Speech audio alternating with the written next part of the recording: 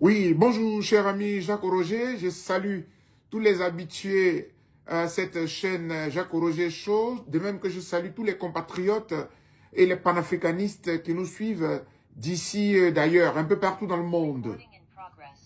Voilà. Merci beaucoup, docteur Bogassako Gervais. Alors, est-ce que vous aviez pensé que votre séjour aux États-Unis allait être un peu assez long? Ça fait pratiquement 3-4 mois que vous êtes là. Et nous avons l'impression que vous serez encore ici pour longtemps. Oui, merci, en tout cas merci beaucoup à toi cher ami et frère Jacques Roger de me recevoir sur ta radio. Je voudrais profiter déjà d'entrée de jeu pour m'excuser auprès de nos téléspectateurs, nos amis qui parfois dès samedi n'ont pas pu nous avoir parce que nous sommes, comme Jacques vient de le dire, en exil et parfois nos agendas ne nous appartiennent pas parce qu'il y a certaines obligations, qu'elles soient administratives, qu'elles soient professionnelles ou parfois un peu particulières. Et donc, effectivement, je ne pensais pas rester davantage ici. Cela va faire 6 mois puisque je suis arrivé ici le 16 juin 2025 et aujourd'hui, nous sommes pratiquement à la fin de l'année. Je voudrais, mon cher Jacques Roger, que tu me permettes durant cette émission où nous allons vraiment parler de cette dernière phase électorale, c'est cette élection bidon qui a été organisée encore une fois. Je voudrais que tu me permettes de profiter, pardon, pour rappeler aux Ivoiriens, parce que ça va être la dernière émission de 2025, rappeler aux Ivoiriens le sens de notre combat, et puis nous reviendrons à vos questions sur les législatives, et puis par la fin, je ferai mes vœux, naturellement. Mais je rappelle que les Ivoiriens m'ont vraiment gâté ici, aux États-Unis, parce que ce samedi 27 décembre, c'était ma date anniversaire, où j'ai rendu grâce au divin, et ils m'ont fait une belle fête surprise qui m'a beaucoup fait, j'allais dire, verser des larmes.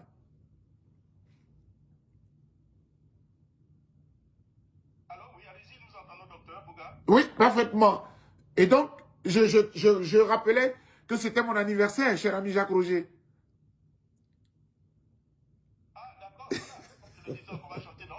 Alors, Happy birthday, docteur. non, thank you, thank you. Je ne demandais pas de chanter. C'est bien ça? Je ne demandais pas vraiment de chanter, mais je le rappelais. Et je voulais dire merci au divin. Merci vraiment au divin parce que ce fut un grand moment. Je n'espérais pas célébrer un an de plus avec tout ce qui m'est arrivé. Mais les Ivoiriens m'ont fait vraiment honneur, ils m'ont fait plaisir. Je voudrais, avec ta permission, rappeler aux uns et aux autres le sens de notre combat. Nous sommes en fin d'année et beaucoup ont baissé les armes. Beaucoup ont baissé la garde. Beaucoup ont estimé ou estiment que M. Ouattara a tout gagné. Et ce combat ne mérite plus d'être mené. Et donc, nous avons perdu la bataille. Nous avons perdu le combat. Tout est terminé. Je voudrais leur dire aujourd'hui, d'entrée de jeu, quel était le sens de notre combat? En 3 petits points, je le rappelle. Premièrement, depuis l'avènement de M. Alassane Ouattara dans la politique ivoirienne, dans les années 89-90, pour être précis, 1989-1990, mais surtout pour les jeunes, retenez 1990, où il est nommé le premier ministre de notre pays. Il n'y en avait pas de premier ministre. Depuis son avènement jusqu'à aujourd'hui, les violations des droits de l'homme n'ont jamais été aussi gravissimes que ce que nous avons vécu avec cet homme. Il ne s'agit pas d'avoir quelque chose de particulier contre lui, mais il s'agit de voir, quand il arrive dans l'arène politique en Côte d'Ivoire, comment le système ivoirien au niveau politique est bouleversé. C'est le monsieur qui va venir et qui va commencer à travestir la politique que nous avions commencé, la démocratie que nous avions commencé à pratiquer. Je rappelle à ceux qui nous entendent, à cette jeune génération, que nous étions dans un parti unique dans notre pays. Et c'est en avril 90 qu'advient le multipartisme de façon vécue aujourd'hui. Et donc, M. Ouattara arrive en 90, mais il va apporter un coup de massue à la démocratie naissante, où le multipartisme, les nouveaux partis politiques à côté du PDCI-RD vont arriver. Je le dis parce qu'il y a des dates qui ne marquent pas, qui ne mentent pas. Nous étions étudiants. Dans les années 90, en 91, 92. Mais en février 92, précisément le 18 février 1992, nous allons vivre un événement qui fera date en Côte d'Ivoire. Des citoyens ivoiriens, avec à leur tête les opposants, dont M. Laurent Gbagbo, estimant que la démocratie n'est pas encore à son beau fixe, vont vouloir manifester. Ils organisent une marche dans la commune du Plateau, en plein cœur du système économique ivoirien. M. Ouattara, nommé Premier ministre fraîchement, va faire ses premiers dégâts. Il va faire mater cette marche. D'abord, il sera infiltré par des loupards qui viendront perturber, alors que les marcheurs étaient sans armes civiles, et ils vont perturber la marche, et ils vont arrêter tous les opposants, dont M. Laurent Gbagbo, M. Vaudier, Denis Segui, tous les grands opposants, les grands intellectuels qui étaient pratiquement dans l'opposition à cette époque-là vont être arrêtés. Et tenez-vous bien, c'est là que notre cauchemar va commencer, parce que non seulement on les arrête, mais en plus, on va les condamner de façon injuste parce qu'il n'y avait pas d'instrument juridique pour les condamner. On va inventer une loi, pendant qu'ils sont arrêtés, on va inventer la loi anti-casseurs, sur la base de laquelle on va les condamner. Heureusement qu'il y a encore des magistrats et qui vont pouvoir... Je le rappelle parce que depuis que M. Ouattara arrive, les violations des droits de l'homme, aujourd'hui, je ne vous parlerai pas de l'avènement de la rébellion. Je ne vous parlerai pas du coup d'État de 1999, de la rébellion de 2002 à aujourd'hui, etc., etc. Violation des droits de l'homme. Mais la démocratie, avec M. Ouattara, la démocratie sera viciée. La démocratie sera embastillée, embaillonnée. Elle sera baillonnée. Elle sera détournée de son fait. Et c'est là où je vais citer un de nos compatriotes, compatriotes africains. Je crois qu'il est d'origine béninoise, il est aussi français, même s'il y a ce litige. Je vais parler de Kémy Séba, qui a créé un concept auquel j'adhère parce qu'il exprime très bien la réalité africaine en matière de démocratie. Il parle, lui, de démocrature. Dans la démocrature, j'ai commencé à lire son livre sans vraiment le terminer encore, mais ce que je retiens, c'est une sorte d'alliage, une sorte de combinaison de la démocratie et de la dictature. Autrement dit, le dictateur va se servir des instruments de la démocratie pour exprimer sa dictature. Et c'est ce que M. Ouattara fait, c'est le prototype de la démocrature, d'un démocrate mêlé d'un dictateur. Démocrate parce que les textes ivoiriens, les textes de la législation ivoirienne sont très clairs, ils sont, j'allais dire modernes, ils sont démocratiques, ils sont bien. Il y a le multipartisme, il y a les trois pouvoirs, le législatif, le judiciaire, l'exécutif, etc. Sur papier. On a une constitution sur papier. On a tous les droits sur papier. Mais dans la vérité, le monsieur instaure une dictature. Et donc, c'est un peu cela. Et donc, il va utiliser la justice pour traquer ses opposants. C'est là où vraiment la démocrature prend tout son sens. Et il va faire croire que non, c'est pas moi, c'est la justice. C'est ce qui s'est passé avec cette élection de 2025, octobre 2025, que nous avons décrié et que nous continuons de décrire. Je veux terminer sur l'aspect social, l'aspect économique. La Côte d'Ivoire paraît belle, économiquement, socialement. Donc, quand vous rentrez à Abidjan, vous dites « Waouh !»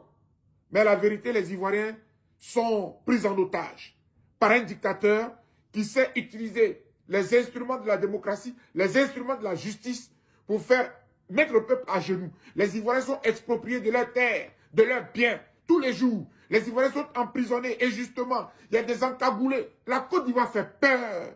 Voilà le contexte dans lequel nous vivons. Et je vais terminer pour dire à ceux qui nous écoutent que ce combat, nous le menons parce qu'on ne peut pas accepter que quelqu'un, au regard de la Constitution, ça va faire 2 mandats. Et au-delà des 2 mandats, il va faire un 3e. Et au-delà du 3e, il va nous imposer un 4e. Et que pendant ce temps, il va vicier la démocratie pour que ses adversaires ne se présentent pas. Et le peuple qui a le pouvoir en démocratie, là se trouve pris en otage et est obligé de subir un dictateur. Devant un tel combat, il y a des Ivoiriens qui se lèvent, il y a des voix qui se lèvent, il y a des cyberactivistes, il y a des intellectuels, il y a des cadres, mais il y a des citoyens ivoiriens de tous bords, des gens même analphabètes qui ne peuvent pas accepter cette injustice. Encore que ce dictateur-là, nous l'avons accueilli, lui et ses aïeuls, sur notre terre. Mais ce n'est pas pour venir nous mettre à genoux. Donc, d'un point de vue moral, d'un point de vue psychologique, d'un point de vue intellectuel, d'un point de vue de la justice, d'un point de vue de la vertu, nous trouvons cela ignoble et on ne peut pas l'accepter. On ne peut pas accepter que des frères et des sœurs que nous avons accueillis parce que nous sommes hospitaliers sur notre terre, nous mettent à genoux sur notre propre terre, dans notre propre pays. Voilà le sens profond de ce combat que nous menons. Jamais les Ivoiriens ne se sont élevés contre des étrangers, mais jamais les Ivoiriens ne plieront les chines devant quelqu'un qui est venu d'ailleurs et qui nous met à genoux. Et je dis jamais. Et j'ai dit. Avant de commencer cette émission avec votre conclusion, est-ce que vous ne craignez pas qu'on vous traite de xénophobe? Oh, écoutez, c'est ce qu'on a brandi pour que nous puissions nous sentir complexés. Je ne suis pas complexé. À cause de M. Ouattara et de sa dictature, de son régime violent, de la mort qu'il sème, j'ai connu l'exil pendant 10 ans. J'ai vécu en Italie, j'ai vécu en France, j'ai vécu en Suède, j'ai vécu au Danemark, j'ai vécu en Espagne, j'ai vécu partout. J'ai vécu aux États-Unis. Vous pouvez avoir la nationalité de ces pays-là, mais vous n'êtes pas des leurs. Je répète, et tous les compatriotes de la diaspora me le diront. Vous pouvez avoir la nationalité française, mais le français te fera comprendre que tu n'es pas français comme lui. Vous pouvez avoir la nationalité américaine comme l'américain, mais l'américain te fera comprendre que tu n'es pas américain comme lui. Alors, aujourd'hui, regardez ce que Donald Trump développe aux États-Unis ici. American First. On a compris que finalement, être patriote, être nationaliste n'est pas un crime. S'il y a un pays que j'ai aimé en dehors d'Israël, que j'ai visité par 2 fois, et mon propre pays que j'adore, c'est les États-Unis, à cause de leur patriotisme. L'Américain est patriote. Devant toutes les maisons, la plupart, je veux dire, il y a des drapeaux. Parce que l'Américain est fier de son pays. Pourquoi je ne serais pas fier d'être ivoirien? Mais je suis fier d'être hospitalier. Je suis fier d'accueillir l'étranger chez moi. Mais il ne faut pas que l'étranger pense qu'il est au-dessus de moi. Parce que quand même, je suis le propriétaire terrien. Je suis quand même le natif. Même si tu prends la nationalité, oui, tu seras accueilli, tu auras tous les droits, en droit. Mais tu dois savoir que la terre, il y a des ancêtres, il y a des fils du pays.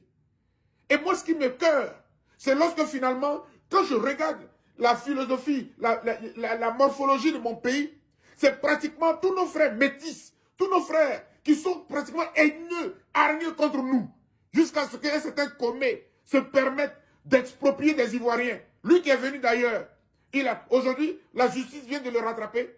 On vient d'annuler sa nationalité qu'on lui avait donnée. Ça nous inspire tout cela, parce que la Côte d'Ivoire de demain, elle ne sera pas xénophobe, elle ne sera pas nationaliste, renfermée sur elle-même, mais c'est une Côte d'Ivoire qui sera très sévère vis-à-vis de la façon aussi légère qu'on brade la nationalité de mon pays. J'aurais pu prendre la nationalité italienne, j'aurais pu prendre les autres nationalités, mais j'aime mon pays et je ne peux pas accepter que celui qui est venu, qu'on a accueilli, à qui on a tout donné dans le pays, se croit au-dessus de tous ceux qui sont dans le pays et qu'il exclut d'une élection nationale, d'une élection présidentielle, des fils du pays. Je ne peux pas l'accepter. Et j'ai mal au cœur. Alors, s'il y en a qui pensent que dans ce combat, nous nous amusons, je veux leur dire aujourd'hui, en cette fin d'année 2025, qu'ils vont déchanter. Parce que ce combat-là, il ne fait que commencer. Et je dis. Ce combat ne fait que commencer. Il y a eu donc des élections législatives. Au-delà donc des chiffres, ces élections nous interrogent sur l'état réel de la démocratie, vous en avez parlé tout à l'heure, sur le rôle des institutions, vous en avez mentionné, sur la place donc, du citoyen, sur la manière dont le pouvoir se conquiert et se conserve. Donc aujourd'hui, chers amis, ceux qui nous suivent avec le docteur Bougassako Gervais, défenseur des droits humains, nous tenterons donc de comprendre donc, que ces élections, réellement le sens réel des élections actuellement en Côte d'Ivoire, et surtout la dernière élection qui a eu lieu il y a déjà quelques jours, et nous connaissons donc déjà déjà les résultats. Donc, Dr Bogassako, la première question que je peux vous poser, que retenez-vous donc des élections législatives? Ce sont donc des élections ou une mise en scène politique? Merci Jacques Roger. C'est avec beaucoup de peine que j'ai accepté de venir à cette émission pour analyser la question des législatives. Mais, Jacques, quand on a vu la présidentielle, est-ce qu'on peut être surpris des législatives? Mon cher Jacques, nous avons été quand même à l'école. Il y a une théorie qu'on appelle le déterminisme. Mais il y a quand même, d'un point de vue scientifique, les mêmes causes vont toujours produire les mêmes effets. Mon cher Jacques, je suis désolé de le dire, mais regarde ce qui s'est passé à la présidentielle. Avons-nous eu une élection présidentielle au sens démocratique du terme? Non. Il n'y a pas eu d'élection. Il y a eu un braquage. Il y a eu une sorte de mise en scène. Il y a eu une fabrication. Le monsieur, il est très futé. Il a verrouillé le système au plan juridique, exclut ses adversaires sur la base de lois bidons. Et ce qui me cœur, c'est qu'il y a des juges, des magistrats qui ont accepté de jouer ce sale jeu, ce sale boulot. Et donc, il a exclu ses adversaires. Il s'est imposé. Et donc, quand je vois cela, je ne suis pas surpris des résultats des législatives. Cher ami, tu me donnes là l'occasion de faire une mise au point. Les législatives ont failli diviser l'opposition. Et Jacques Roger, on en a parlé longtemps dans nos débats. Je crois que on en a parlé ici et aujourd'hui je rappelle cela. Les législatives ont failli diviser l'opposition parce que les deux poids lourds politiques de l'opposition, c'est quand même le PPACI et le PDCI RDA. Et ils ont fait une bonne alliance dans un front qu'on appelle le Front commun. Et à côté, ils ont fabriqué un instrument qu'on appelle le mouvement Trop c'est trop, dans lequel la société civile est venue aussi apporter sa contribution. Et je fais partie de cette société civile-là, au sein du Trop c'est trop. Les législatives ont failli les diviser parce que il y a le PPACI qui a dit qu'il n'y allait pas. Il y a le PDCI RDA qui dit qu'il veut y aller quand même parce qu'il ne faut pas tout laisser. Ce serait trop facile de tout laisser au RHDP. Cher ami Jacques Roger, mon analyse n'a pas changé. Vous savez, la démocratie, c'est l'une des sciences les plus tolérantes. Et puis, les plus libérales qui soient. Et c'est pour cela que j'aime souvent citer la formule de Voltaire, pardon. Voltaire, il a défini la démocratie par une seule petite phrase. D'ailleurs, cette citation lui a été attribuée et cela n'a jamais été démenti. Mais à la vérité, il y a un doute sur son originalité. Ce qui est fait, c'est pourquoi on appelle ça souvent les épitaphes, je crois. Il a dit, et je cite, « Je ne suis pas d'accord avec ce que vous dites, mais je me battrai pour que vous puissiez le dire. » En d'autres termes, cette fin de citation. Cette citation voudrait dire que, en démocratie, c'est la liberté de laisser à l'autre de penser différemment de toi. Vous pouvez donner un front commun. L'analyse du PDCI RDA, c'est qu'en y allant, il contribue au combat que nous menons tous. Laissons-lui la latitude d'y aller. Le PPACI dit, en y allant, c'est comme si j'accompagnais ce dictateur-là qui a braqué l'élection présidentielle. C'est son droit. Mais que chacun ne perde pas de vue que nous sommes dans un combat. Et que la finalité, c'est que ce dictateur-là, son 4e mandat ne prospère pas. Non mais, je veux le rappeler à quelqu'un qui m'écoute. Nous sommes en bataille, en guerre contre un 4e mandat qui ne doit pas prospérer. Il a prêté serment je ne sais plus quand, le 8 décembre, non, il me semble. Le 8 décembre, il me semble. C'est ça. Exactement. Et donc, ça lui fait quelques jours de vie. Le 7 décembre. Très bien. Ça lui fait quelques jours de vie. Nous souhaitons qu'il n'aille pas plus loin. Pour faire 5 ans à la tête de notre pays, on ne peut pas l'accepter. Et je peux dire aux Ivoiriens qui m'entendent aujourd'hui, en cette fin d'année, il ne fera pas les 5 ans. Et nous savons ce que nous disons parce que nous avons foi dans notre combat. On n'a pas d'armes. Peut-être c'est ce qui fait la différence avec M. Ouattara, qui lui les a prises hier, les armes, contre la République, contre les Ivoiriens. Nous ne le ferons pas. Mais nous regardons droit dans les yeux des Ivoiriens et nous disons, M. Ouattara ne fera pas le quatrième mandat. Il ne fera pas ses 5 ans. Et donc, j'ai profité pour rappeler que cette législative ne devait pas nous diviser. Pour revenir en résumé à ta question, il n'y a pas eu d'élection. M. Ouattara n'organise pas d'élection. Organiser une élection, c'est accepter que le jeu soit libre, que le jeu soit démocratique, que la liberté des peuples s'exprime. Avec M. Ouattara, il n'y a pas de liberté qui s'exprime. Il calcule tout et tout doit ramener à lui sa victoire. Un homme qui organise une élection en étant convaincu qu'il doit les gagner, ce n'est pas un dictateur, ce n'est pas un démocrate. C'est un dictateur, c'est un faussaire, c'est un braqueur. Donc, ce que nous venons de voir là encore, c'est un braquage. Et les détails dans lesquels nous allons rentrer démontrent très clairement que c'était un braquage. Et j'ai dit. Alors, justement, vous et moi, nous avons encouragé les candidats à participer à ces élections, tout en sachant ce qui allait se passer. Alors, on en reproche aujourd'hui d'avoir cautionné un tant soit peu ce résultat. Quelle est vos réponses par rapport à ça? Que le dirions-vous? Non, il n'y a pas de reproche à faire aux candidats qui ont participé. Moi, je ne trouve pas de reproche à faire. Parce que c'est le système. C'est le système qui est empoisonné. C'est le système qui est vicié. Et donc, vous savez, c'est de bonne foi que nous faisons ce combat. Qui parmi nous peut dire qu'il a la science infuse? Qui parmi nous, la preuve, nous voulions que le 25 octobre n'ait pas lieu. Nous voulions que l'élection soit bloquée. Nous voulions que le vote soit bloqué. Et que ce jour-là, il y ait une sorte de révolution des Ivoiriens. Ça n'a pas eu lieu. Et pour cela, est-ce que quelqu'un viendra accuser son compatriote?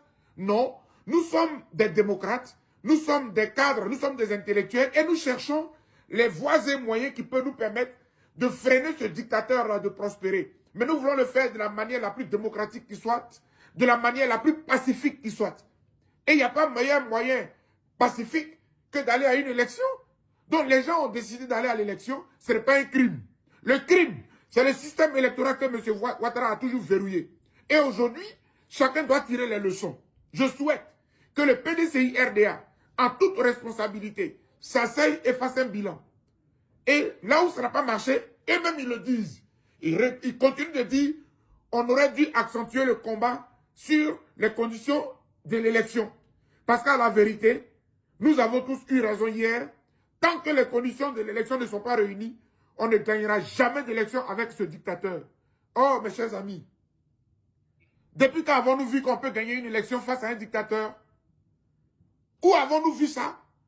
Et donc, il ne s'agit pas de s'accuser les uns les autres, il ne s'agit pas de se jeter la pierre, il s'agit de s'asseoir et de faire le bilan et de prendre nos responsabilités et de conclure que désormais, tant que M. Ouattara, le système électoral ne sera pas, j'allais dire, dépoussiéré, ne sera pas démocratisé, on ne fera jamais plus d'élection avec M. Ouattara. Et j'ai dit. Merci beaucoup, Dr Bogansako Gervais. Vous en avez un peu parlé tout à l'heure, mais je vous permets de mieux articuler. Comment qualifiez-vous ce scrutin d'un point de vue juridique et démocratique? C'est un point de vue, c'est un hold-up. C'est un hold-up électoral. Voilà. C'est un hold-up, c'est-à-dire que... Oh, et puis même ici, vous savez pourquoi j'ai été aussi tolérant lorsque les gens voulaient aller à ces législatives. Parce qu'il y a toujours une différence entre la présidentielle et les législatives. La présidentielle, ce sont des élections sur toute l'étendue du territoire, mais qui sont centralisées. Donc le hold-up est beaucoup plus facile. Le braquage est beaucoup plus facile.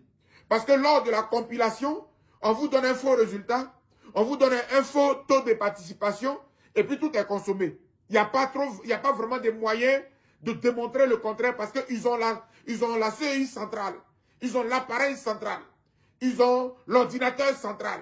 C'est eux qui gèrent. Or, au niveau des législatives, on a pensé que ça se passe dans les différentes régions, dans les différentes localités. Donc, il y a une différence. Malheureusement, le fraudeur, là, il a été capable d'aller plus loin. Le fraudeur a été capable d'aller en racine pour comprendre qu'à la vérité, le jeu était pipé depuis la racine. Et donc, je répète, ce à quoi nous avons assisté, c'est un hold-up électoral. C'est le braquage électoral qui s'est démocratisé, qui s'est éparpillé sur toute l'étendue du territoire national. M. Ouattara a fait fort, mais on n'est pas surpris. Parce que ce sont comme ça, comme diraient mes étudiants, ce sont comme ça, c'est sa nature. Il ne peut pas changer. Il ne peut pas organiser une élection et la perdre. M. Ouattara ne perd pas d'élection. C'est malheureux, mais c'est le constat. Et donc, pauvre Côte d'Ivoire, pauvre Ivoirien, pauvre, j'allais dire pauvre candidat, vous qui avez cru que M. Ouattara pouvait organiser une élection et la perdre. Effectivement, nous allons déchanter, mais cela va nous servir de leçon. Parce que 2026 qui arrive, je pense que nous ne serons plus seuls à hausser le ton pour que ce quatrième mandat ne prospère pas. Et j'ai dit. Mais à cette année, docteur Bougassako-Gervais, ça ne sert à rien d'aller à une élection, hein, que ce soit en 2030, en 2040, en 2050, si le même système est déjà là. Tant que M. Ouattara, tant que M. Alassane Ouattara sera le chef du système, lui et son gang, je préfère appeler cela un gang, parce que quand on parle de braquage, ce sont des gangsters électoraux, ce sont des gangsters démocrates. Et donc, tant que ce système sera là, sous sa coupe, dans sa main, nous sommes tous foutus. Et c'est pour cela que, à l'allure où vont les choses, les Ivoiriens doivent s'apprêter. Les prochaines municipales, ils vont tout faire pour verrouiller encore le système. Le mieux, c'est que nous puissions nous révolter. C'est que nous puissions nous rebeller de la façon la plus noble qui soit, sans armes. Et puis, démontrer à ce dictateur-là qu'en démocratie, c'est au peuple que revient le pouvoir. C'est au peuple qu'appartient le pouvoir. Et on ne peut pas l'accepter. Parce que ce qui est en train de se passer, qui va vivre ça pendant 5 ans? Vous et moi, nous sommes d'accord pour subir ce Ouattara-là pendant 5 ans? Moi, je ne l'accepterai jamais. Et j'ai dit. Parlons maintenant du fonctionnement donc, du système électoral ivoirien. Sommes-nous encore dans une élection ou donc dans une distribution parlementaire décidée depuis là-haut? Mais vous avez vu, hein, peut-être que tout à l'heure, nous reviendrons sur des cas spécifiques. Mais vous avez vu comment ça a fonctionné. Hein. Je crois qu'il y a sa fameuse, on dit la lauréate, la spéciale lauréate de la meilleure députée de Côte d'Ivoire de 2025, qui était dans les urnes en train de prendre dans le bulletin, j'allais dire dans le lieu de vote en train de prendre les résultats et tout ça. Voilà. Ça montre qu'il n'y a pas d'élection. M. Ouattara n'organise pas d'élection. Je crois que je l'ai dit et je vais le répéter. Pour moi, M. Ouattara n'a pas organisé d'élection. M. Ouattara ne sait pas organiser d'élection. Voilà. Et donc, il n'y a pas eu d'élection. Et à cette allure-là, notre pays risque d'être pris en otage pendant longtemps. C'est pour cela que, à un moment donné, il faut que nous puissions élever la voix. Nous soyons nombreux à le dénoncer. Et nous allons être nombreux à le dénoncer jusqu'au bout. Parce qu'on ne peut pas l'accepter. Voilà un peu ce que je puis dire sur ce qui a été organisé, malheureusement. Ce n'est pas un système démocratique, à la vérité. C'est rien qu'une mise en scène pour braquer les élections dans les différentes localités et à faire asseoir son pouvoir dictatorial. D'où la démocrature. Voilà. J'espère que Jacques Roger me suit. À moins que le système de Jacques Roger ait été vicié à un temps soit peu, je voudrais vraiment rappeler à tous ceux qui nous suivent que nous sommes en fin d'année et nous sommes en train de faire un peu le point de l'élection législative qui a été organisée en Côte d'Ivoire le 27 décembre dernier, comme par hasard, jour de ma date anniversaire. Et nous avons suivi cela avec beaucoup de peine, avec beaucoup de tristesse. Il y a des personnalités qui malheureusement ont perdu, j'allais dire naïvement, cette élection-là. Voilà, donc Jacques, merci. Merci, mais c'est ce que j'étais en train de dire. analyser pour dire en résumé qu'il n'y a pas eu d'élection et que le dictateur a encore fait montre de ce qu'il ne sait que faire. Et j'ai dit. Est-ce que vous entendez, docteur Boga? Mais ce que j'entends par là, c'est qu'il ne sait que braquer des élections. Il ne sait que faire des simulacres d'élections. Et c'est ce qu'il a démontré encore. Il n'a pas organisé d'élections démocratiques. Et même là où nous pensions que ça ne s'arrêtait qu'au niveau présidentiel, il a ramené cela au niveau législatif. Donc, dans toutes les communautés, dans toutes les communes, pratiquement, il fallait forcément que ces représentants soient élus. Que ça juste d'Abobo ou son petit frère ou son fils va candidater, qu'il s'agisse de Yopougon, un peu partout. Voilà, il faut faire asseoir la dictature. Et c'est ce qu'il a fait. Hélas, nous avons encore une fois été bernés, nous Ivoiriens, qui avons cru. Ceux qui y ont cru, qui y sont allés. Hélas. Vous m'entendez, docteur Boga? Mais parfaitement, oui. Voilà, merci beaucoup. Alors, nous avons eu quelques petites difficultés. Bon, nous allons continuer, mais réellement, à qui la faute ici, docteur Boga Sako? Je cherche à comprendre. Selon vous, c'est la CEI, c'est le système en place, c'est le gouvernement, c'est le RHDP, bien une combinaison donc, de ces quatre. Non, mais avec le pouvoir Ouattara, il est difficile de distinguer. Alors, il est difficile de séparer. C'est le tout en un. C'est le tout en un. Le système est vicié globalement. C'est-à-dire qu'avec M. Ouattara, on ne peut pas dire c'est la CEI, la commission électorale indépendante. Non, elle n'est pas indépendante. Elle est phagocytée par le RHDP. Vous ne pouvez pas dire c'est le gouvernement, mais le gouvernement c'est le RHDP. Vous ne pouvez pas dire que ce sont les députés qui n'ont pas voté les bonnes lois. Mais le Parlement aussi c'est le RHDP avec le Sénat. Donc, on est pris en otage à tout point de vue. Tout le système est vicié. Tout le système est vicié. Donc, il n'y a pas de séparation. Regardez, j'ai vu le fameux président de la commission électorale, M. Kilbert. Il a fait une sortie qui m'a fait sourire. Il dit, pendant la campagne, il est interdit de présenter les photos de M. Ouattara et que les candidats qui utilisent le nom et les photos du président, ceux-là, ils commettent une faute. J'ai dit, mais il se trompe. C'est lui-même le magistrat là qui se trompe. Parce que selon la loi de Côte d'Ivoire, selon ce qu'ils ont mis dans la Constitution, M. Ouattara, il est président de la République, mais il est président du RHDP. Alors, si moi je suis candidat de RHDP, est-ce que c'est pas normal que je brandisse la photo de mon président de RHDP comme étant mon parrain? Oui.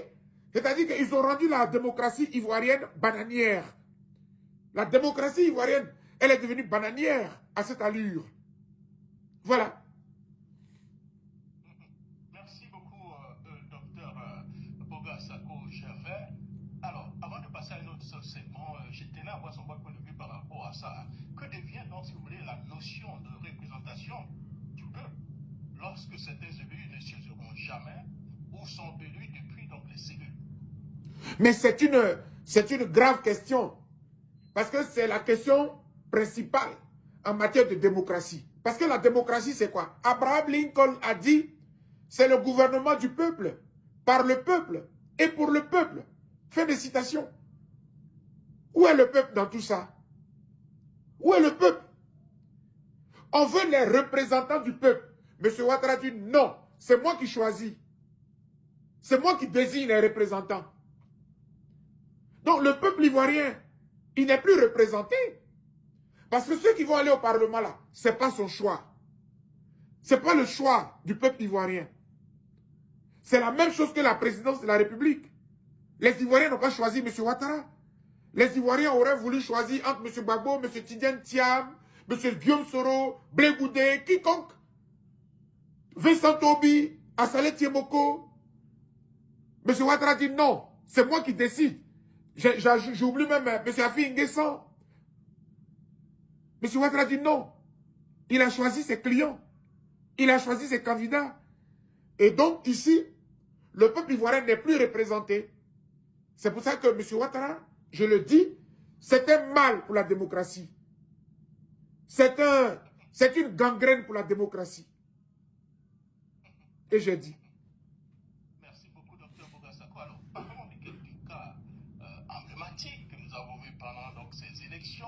Oui. Beaucoup de personnes parlent donc, de fraude.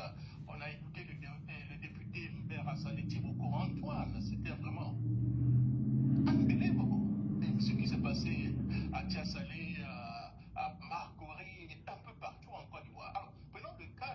Saleh Timoko Antoine, il a expliqué réellement, il a parlé donc des annulations donc, du bureau de vote gagné pour des motifs techniques. A-t-il selon vous donc un simple, selon vous, est-ce que c'est un simple incident administratif ou un cas politique réfléchi pour empêcher M. Saleh Timoko Antoine de siéger à l'Assemblée nationale? Le cas Assaleh Tiemoko m'interpelle parce que je le connais personnellement. Je connais le cas, mais je connais surtout M. Assaleh Tiemoko. C'est un bon jeune frère à moi. Et nous nous sommes connus au moment où, lors des élections de 2022, il était déjà traqué par le système Ouattara. Il était déjà traqué par le RADP qui voulait l'éjecter en tant que député maire de Tia Saleh. J'ai envie de lui exprimer aujourd'hui toute mon admiration, tout mon soutien. Et je le plains. Je le plains parce que c'est un bon patriote. C'est un bon patriote. Bon, je ne veux pas dire qu'il a été naïf ou qu'il est naïf, mais nous sommes des gens, des idéalistes. Malheureusement, il a idéalisé avec le régime Ouattara. La preuve, il a voulu être un bon candidat à l'élection présidentielle. M. Ouattara a senti à lui un danger. Il a étouffé. Maintenant, c'est son fauteuil de député. Parce que il n'y a pas un député. Peut-être que si, regardez, on a donné le prix du meilleur député à madame, comment il s'appelle là? Je n'ai pas, je connais, c'est sur le petit nom que les Ivoiriens lui ont donné qui me vient à l'esprit, mais je ne peux pas le citer. Je ne peux pas le dire. Elle était voilà. On lui a donné le meilleur prix. Le prix de la meilleure députée. Mais vous savez très bien que, en termes de meilleur représentant du peuple ivoirien, il n'y a pas meilleur que M. Assaleh Tiemoko. On a vu cette démonstration, on a vu ces preuves. Non seulement sa profession participe j'allais dire, de la beauté de sa mission de député. Parce qu'il est journaliste d'investigation. Il a beaucoup aidé la Côte d'Ivoire. Il aide beaucoup la Côte d'Ivoire. Malheureusement, il y a eu beaucoup de naïveté dans sa démarche. Parce que quand nous, on demande à ce que nous puissions nous révolter contre M. Ouattara, on dit voilà les votes en guerre, les docteurs Bogala, ils aiment la guerre, ils aiment la violence. Mais un monsieur qui a pris les armes contre la République, un monsieur qui a pris une rébellion contre la République, vous pensez que je suis plus violent que lui? Moi qui ne suis qu'un enseignant à l'université? Donc, mes compatriotes ont été naïfs. Assaleh Tiemoko a été naïf. M. Assaleh Tiemoko, aujourd'hui, il est victime de ses propres turpitudes, de sa propre naïveté, de sa bonne foi. Il a cru en ce régime Ouattara. Il a cru en un dictateur. Il fait les frais aujourd'hui. Et voici comment je peux dire sur son cas. Et pour terminer, j'ai été à Tia Saleh. J'ai été moi-même un observateur de l'élection de 2022. Pardon. C'est bien 2022, il me semble. Oui, je crois que c'est 2022. L'élection à mi-parcours. C'était les régionales et les municipales doublées. J'ai été à Tia Saleh. J'ai été à Tia Saleh. Et j'ai vu de mes propres yeux comment le pouvoir RHDP a manigancé pour lui voler sa victoire. Et il avait gagné. Ils ont annulé sa victoire. Et il a fait un recours et le Conseil d'État a réorganisé les élections et Assaleh Tiemoko les a gagnées à nouveau. Donc je ne suis pas surpris. Aujourd'hui, il est devenu gênant. Il est devenu l'homme à abattre. Il est devenu le citoyen à abattre. Et donc là, ils sont en train de l'abattre. Mais il y a un grain d'espoir. C'est un battant. Il a décidé de saisir la justice et de faire recours. Mais pour te dire la vérité, cher Jacques Roger, je suis très sceptique. Parce que avec le pouvoir, le régime Ouattara et la justice et le Parlement sont contrôlés par M. Ouattara. Je suis donc en droit de penser que c'est terminé pour Assaleh Tiemoko. Il ne pourra pas prospérer. Justement, docteur Bouga, est-ce que ce n'est pas là le vrai problème de la Côte d'Ivoire, d'où la majeure partie de ces candidats ont été victimes du cas Assaleh? Mais c'est lui seul réellement qui est en train donc de défendre corps et âme ce qui s'est passé. Pendant que les autres disent on prend acte. On a vu Kekao qui dit je prends acte. On a vu celui de Makori qui dit je prends acte. Est-ce que le fait de prendre acte de ces résultats, ce n'est pas une manière donc, de cautionner Mais bien sûr, ce qui est en train de se passer? mais bien sûr. Comment tu peux perdre une élection? On te vole ta victoire, tu dis tu prends acte. Si tu prends acte, c'est que tu es de connivence avec celui qui t'a volé ta victoire. C'est qu'à la vérité, tu es venu pour nous distraire. On ne peut pas prendre acte. On te vole ta victoire de façon régulière. Tout le monde est témoin. Et puis tu dis tu prends acte. Tu ne sais pas te révolter? Mais donc si tu prends acte, c'est que tu es complice du dictateur. Tous ceux qui ont gagné l'élection législative, comme ceux qu'on a éliminés de l'élection présidentielle et qui ont pris acte, ce sont des complices du système Ouattara. Je ne suis pas un complice. Je refuse de vivre dans une Côte d'Ivoire avec un dictateur qui braque les élections, qui vole les victoires et qui impose la dictature à mon pays. Je refuse. Et j'ai dit. Merci beaucoup, docteur Bogasako. C'est de pouvoir tenter de gagner les élections partout en utilisant beaucoup de stratagèmes. Mais il y a des régions où ça n'a pas été le cas. Ils ont beau essayer, mais ça n'a pas marché. Prenons le cas de M. Bredoumi Soumaïla, le porte-parole du PDCI-RDA, aujourd'hui incarcéré pour avoir joué donc, son rôle de porte-parole du PDCI-RDA. Et ensuite, en étant député à l'Assemblée nationale, il n'a pas vu la levée de son immunité parlementaire. Il est donc en prison. Comment expliquez-vous cette victoire de M. Bredoumi Soumaïla? Et quelle lecture on peut faire de cette victoire? Nous avons parlé de Tien Salé et de Assalé Tiemoko. Pour le cas de Bredoumi, est-ce que tu peux m'aider à parler de la localité? Est-ce qu'on connaît la localité où il a été élu? Voilà, le temps que cela nous vienne, je veux rendre un hommage.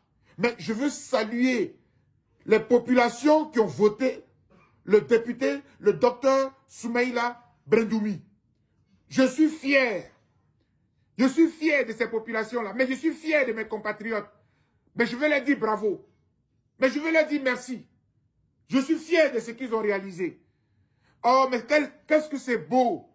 Monsieur Bredoumi n'est plus seul. Il y a des Ivoiriens qui ont encore la capacité de se révolter. C'est ce que nous attendions. Mais c'est ce que voulaient les Assalé Tiemoko. Mais c'est ce que voulaient les Ivoiriens. Dans les urnes. Mais on ne peut pas faire ça sur toute l'étendue du territoire, malheureusement. Parce que si M. Ouattara n'a pas réussi à maîtriser la population qui a élu M. Bredoumi, à Tien Salé, il a réussi à phagocyter le système. À Divo, il a réussi à phagocyter le système. Un peu partout. Mais je suis fier de ce qui s'est passé. Et je veux dire au député Bredoumi que là où il est, la démocratie, tous les démocrates du monde entier sont avec lui. Il est prisonnier, pris en otage. Parce que son immunité parlementaire n'a pas été levée. Et les populations ont dit à M. Ouattara, tu as tort d'emprisonner un député dont l'immunité parlementaire n'a pas été levée. Voici un cas flagrant de violation de la démocratie, de violation des droits de l'homme. C'est ce que M. Ouattara vient de nous montrer avec le cas Bredoumi. Je suis fier de M. Bredoumi, mais je suis surtout fier de mes compatriotes qui l'ont porté, qui lui ont donné encore, qui lui ont renouvelé sa confiance. C'est de ce peuple-là dont je me réclame en tant qu'Ivoirien. Je suis fier d'être Ivoirien. Je suis fier du peuple qui a élu Bredoumi. Et j'ai dit. Voilà, merci beaucoup. En parlant du cas de M. Bredoumi, j'étais donc à la décoration de M. Tidiam Thiam. Et il a parlé du cas de M. Bredoumi devant tout le monde et il avait des larmes aux yeux. En fait, il s'attendait à beaucoup de choses, mais pas réellement à ce qui s'est passé. Hein.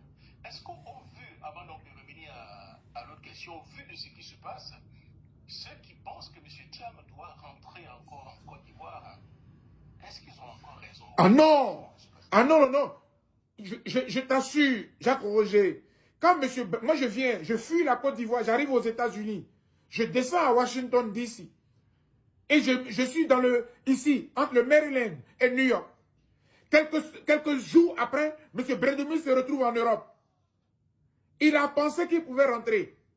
Le fait qu'il soit reparti à Abidjan et qu'on l'arrête, lui, député, sans motif valable, et on parle de flagrant délit, alors que le monsieur n'a pas été pris en flagrant délit, et qu'on le mette en prison, c'est le message qu'on a envoyé au monde entier pour dire que si Tidiane Thiam rentrait en Côte d'Ivoire, il serait aujourd'hui à la Maca. Si M. Tidiane Thiam rentre en Côte d'Ivoire, le régime d'Alassane Ouattara va le foutre en prison. Mais ils l'ont fait pour Laurent Gbagbo. S'ils ont mis M. Laurent Gbagbo en prison, vous pensez que c'est Tidiane Thiam qui vont laisser? Le grand Laurent Gbagbo, ils l'ont pris. Ils l'ont mis en prison en Côte d'Ivoire. C'est M. Ouattara qui le mettait en prison déjà en 92, hein, dans les événements du 18 février. Il a balancé à la Maca. Après, on l'a amené à la CPI, à la Cour pénale internationale en Hollande. Vous pensez que s'ils l'ont fait pour Laurent Gbagbo, ils vont pardonner à Tidiane Thiam? Mais non. Le fait d'arrêter Brendoumi, c'était de dire à Tidiane Thiam, si tu arrives ici, on te fout en tôle. M. Ouattara s'en fout de la démocratie. M. Ouattara s'en fout de la Constitution. M. Ouattara s'en fout de l'immunité parlementaire. M. Ouattara s'en fout de tous les principes. C'est un dictateur. Et c'est tout.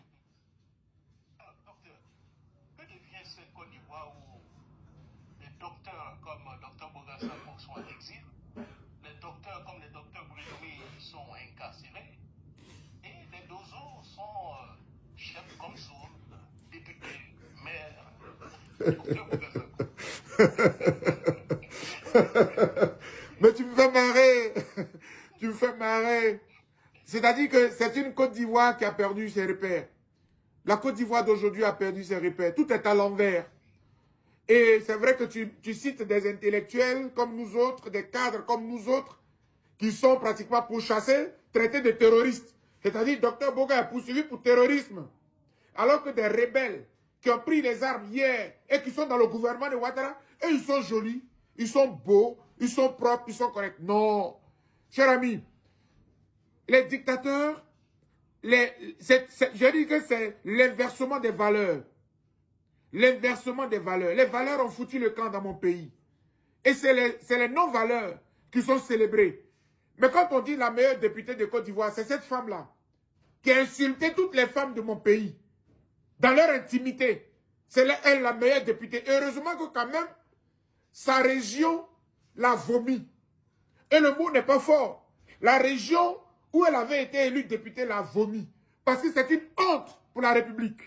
C'est une honte pour la nation. C'est une honte pour la Côte d'Ivoire. Et donc, moi je suis tranquille. Parce que je sais que, cher ami, bientôt les anti-valeurs, les non-valeurs vont s'écrouler. 2026 est une année d'espoir. Dès le début de l'année, nous allons jubiler. C'est ce que je veux annoncer aux Ivoiriens aujourd'hui. Nous allons être heureux. Nous allons jubiler. Parce que les anti-valeurs, les non-valeurs vont s'éteindre. Et les valeurs vont émerger et vont briller. Et j'ai dit. Alors, vous parlez du cas de Mariam Traoré, alias Ibien Kissé. On a vu Mariam Traoré agresser en Guinée des forces de l'ordre, prendre les bulletins donc de vote, et jusqu'à présent, il n'y a pratiquement rien. Imaginez-vous que ce soit Dr Bogassako ou bien M. Tidiane Thiam ou bien Jacques Roger. Mais non, il faut simplement citer les cas qui ont existé. Si c'était Damana Adia Picasse, aujourd'hui, là, en fait, Damana Picasse, là, il est arrêté, là, c'est surtout pour cela. Hein. C'est-à-dire que ce qui s'est passé en 2010, ça les a écorchés. Et ils n'ont pas enlevé cela dans leur gorge. Il fallait à tout prix trouver le moyen de le faire payer. Et donc, il est en train de payer. On lui fait payer ce que hier on lui reprochait. Mais si on l'a fait pour Damana Picasse, pourquoi on n'arrêterait pas cette dame-là? Moi, je ne connais même pas son nom. C'est le sobriquet que tu as cité là. C'est ce que tous les Ivoiriens... Oui, alias, c'est alias là que tous les Ivoiriens retiennent. Parce que c'est ce qu'elle est. C'est une poubelle. Je suis désolé, mais ça fait partie, pas sa personne qui est la poubelle, mais c'est toute cette philosophie-là qui est la poubelle. Les non-valeurs, les anti-valeurs, là, c'est la poubelle de la Côte d'Ivoire. Et c'est ce qui est célébré. Dire que cette personne-là est la meilleure députée de Côte d'Ivoire en 2025, je dis, mais c'est pas possible. C'est que mon pays est tombé bas. C'est ce que nous voyons. Bref, je vais te dire, cher ami, que c'est pour ça que le régime Ouattara ne sera jamais cité en modèle. Parce que lui, il déploie la loi quand cela l'arrange. Il n'y a pas d'objectivité. Il n'y a pas de transparence. Il n'y a pas de justice. Et j'ai dit. Alors, quelle analyse faites-vous réellement donc, de la victoire de Stéphane Kipré tout en étant PPACI il n'a pas eu de soutien du PPACI, ce qui a permis à ce que malgré tout cela, Stéphane Kipré a gagné dans sa région. Et ensuite, la défaite de Maurice Kikawe, qui n'a pas eu de soutien de son parti, il est parti. Il a même accusé le candidat choisi du PDCI en parlant donc de son ethnie. Alors, quelle analyse faites-vous au moins de ces deux résultats? Non, mais je pense que les deux exemples sont bien indiqués pour me permettre de faire une analyse précise que je ne veux pas généraliser. Et tel que la situation est présentée, ça montre clairement que entre Stéphane Kipré et ses parents qui l'ont élu, il y a une bonne communion. Là, ce n'est même plus une question de parti politique. C'est une question de symbiose entre un citoyen et sa base, entre un citoyen et ses parents. Je pense que les parents de Stéphane Kipré le lui ont bien rendu. Félicitations à lui. Même si je ne suis pas d'accord qu'il ait été un dissident du mot d'ordre de son parti, mais peut-être aussi qu'à travers sa victoire, c'est peut-être une façon de dire aussi qu'il y a certains cadres qui auraient pu être lui aussi au PPACI. Peut-être. Et ça, il ne faut pas le négliger. Si on veut faire une analyse, il faut qu'elle soit objective. Et il faut qu'elle soit assez consistante. La victoire de Stéphane Kipré montre qu'il y a certains cadres du PPACI qui auraient pu être lus dans leur région s'ils étaient allés à cette élection. Bravo à lui. Je pense que ses parents, ses électeurs, son peuple le lui a bien rendu. Je suis malheureux pour M. Gikawe. Je suis malheureux pour lui parce que, bon, ça veut dire que quelque part dans sa base, il y a un problème. Entre lui et sa base, il y a un problème. Mais une autre analyse qu'on peut faire, c'est que, cher ami, si vous êtes dans un parti politique, il est bon de respecter le mot d'ordre du parti politique. Si vous êtes dans un parti politique, il est bon de respecter la ligne de votre parti politique. En ce moment, sinon, vous devenez un mauvais partisan. À la limite, vous pouvez démissionner du parti politique. Mais si vous êtes dans le parti, vous êtes obligé de vous soumettre à la ligne du parti. Respectez la philosophie et les consignes du parti. Je pense que si Gikawe a perdu, c'est parce que les militants ont écouté leur parti, ont écouté le parti. Certainement. Parce qu'il n'était pas le candidat du parti. Je crois que d'ailleurs même il avait été démis du parti. Si ma lecture est bonne, je crois que M. Gikawe avait prononcé des propos. C'est ça, effectivement, oui. Exactement. Voilà, il avait été démis de ses fonctions parce qu'il avait tenu des propos qui n'allaient pas dans le sens de son parti. Je crois qu'il a été sanctionné par les militants. Voilà, donc c'est la lecture que je peux faire. De l'autre côté, Stéphane Kipré a eu un peu plus de chance et ses parents l'ont soutenu, bien que lui aussi n'a pas respecté le mot d'ordre de son parti. Moi, la moralité, c'est que quand on est dans un parti, quand même, il faut respecter les mots d'ordre du parti. Alors, excusez-moi, je vais être un peu provocateur, mais vous n'êtes pas obligé de répondre à cette question. Alors, Gikawe qui critique un certain Kwasi, que apparemment le Kwasi ne doit pas être certainement le député de la région, et c'est donc le Konaté qui vient donc gagner. Alors, lecture, on peut faire de tout ça, donc c'est de la provocation que je fais. Non, mais c'est de bonnes guerres. C'est de bonnes guerres, mais tu comprends qu'à la vérité, c'est-à-dire que tous ces mots-là, tous ces noms, les Kwasi, les Konaté et tout ça, on est obligé, c'est M. Ouattara qui nous a envoyé sur ce terrain. Hein. En Côte d'Ivoire, on ne considérait même pas un Kwasi, un Konaté, un Seri, on était tous les mêmes. C'est M. Ouattara est venu, donc tu as raison, quelque part, de dire qu'entre le Konaté et puis le Kwasi, peut-être qu'il aurait mieux. Est-ce qu'un Kwasi n'est pas mieux qu'un Konaté? Non, c'est juste pour rire. C'est juste pour rire. Nous sommes tous des Ivoiriens. Et tant que nous sommes des Ivoiriens, nous sommes des frères et sœurs, il n'y a pas de problème. Mais c'est M. Ouattara qui a entraîné la division dans notre pays. Et parfois, on ne peut pas accepter finalement qu'un immigré, surtout s'il maltraite les nationaux, moi je ne peux pas l'accepter. En aucun cas. Et j'ai dit. Gagne-moi sous-préfecture, député Konaté. Voilà, Moussa Konaté. D'accord. Alors, on a parlé de la justice tout à l'heure. Alors, nous sommes dans un pays où on n'a pratiquement plus confiance aux institutions. saisi le cœur et la justice, qui est donc l'arbitre aujourd'hui, hein, les gens n'ont plus confiance. Alors, on se retourne, qu'est-ce qu'on fait réellement dans tout ça? Non, on est en danger. On est en danger. On est en train de finir cette émission. Et je vous souhaiterais que les quelques minutes qui me restent, je puisse les utiliser pour remercier. Mais on est en danger. Parce qu'en démocratie, c'est la justice qui est le socle, l'épine dorsale de la nation. Or, ce que nous constatons ici, c'est que la justice en Côte d'Ivoire, elle n'est pas objective et elle se décrédibilise parce qu'elle soutient un camp. Je répète, la justice donne l'impression qu'elle est partisane. Les décisions de justice sont partisanes. Et donc, on n'a plus confiance en notre justice et nous sommes en danger. Parce que quand je vis aux États-Unis, ce qui me rassure, c'est qu'il y a une justice. Et que si je n'ai pas fait de tort, la justice américaine ne peut pas me poursuivre ni rien du tout. Or, en Côte d'Ivoire, la justice est aux ordres. Est aux ordres de M. Ouattara. Nous sommes en danger. C'est le moins que je puisse dire. Et avec ta permission, j'ai un certain message de remerciement. Allez-y, docteur. Je voudrais, merci beaucoup Jacques Roger. Merci à vous tous et à vous toutes qui m'avez suivi en cette matinée. Nous sommes bien le 30, le mardi 30 décembre 2025. Nous sommes en fin d'année. Je voudrais adresser des vœux. Je voudrais adresser des vœux de remerciement, mais des vœux de gratitude, mais des vœux de bénédiction. Je voudrais dire merci à Dieu de m'avoir permis d'arriver aux États-Unis dans la catastrophe avec laquelle je suis venu ici.